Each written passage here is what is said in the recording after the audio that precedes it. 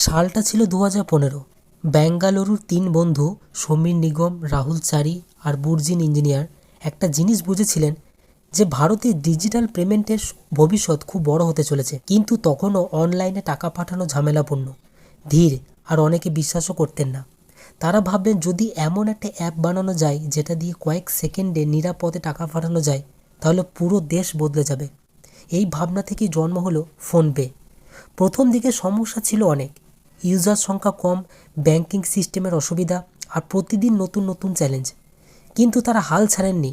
তাদের লক্ষ্য ছিল ডিজিটাল পেমেন্ট সবাইকে সহজ করে দেওয়া।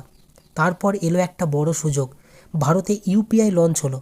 ফোনপে খুব দ্রুত ইউপিআইকে ইমপ্লিমেন্ট করলো আর রাতারাতি বদলে গেল সব কিছু। মানুষ দেখলো ফোন নম্বর দিয়ে টাকা পাঠানো যায়, কিউআর স্ক্যান করে বিল দেওয়া যায়, এমনকি মোবাইল রিচার্জ, বিল পেমেন্ট সব একই অ্যাপে। দেখতে দেখতে ফোনপে হয়ে উঠল ভারতের সবচেয়ে বেশি ব্যবহার করা পেমেন্ট অ্যাপ। আজ কোটি কোটি মানুষ প্রতিদিন ফোনপে ব্যবহার করছে। হোটেল থেকে হাট, অটো থেকে মুদিখানা, সব জায়গায় শোনা যায় ফোনপে আছে। হ্যাঁ আছে, স্ক্যান করুন। একটা ছোট্ট আইডিয়া তিনজন মানুষের স্বপ্ন এবং কখনো হার না মানার জেদ আজ ফোনপেকে নিয়ে গেছে ভারতীয় স্টার্টআপ দুনিয়ার শীর্ষে।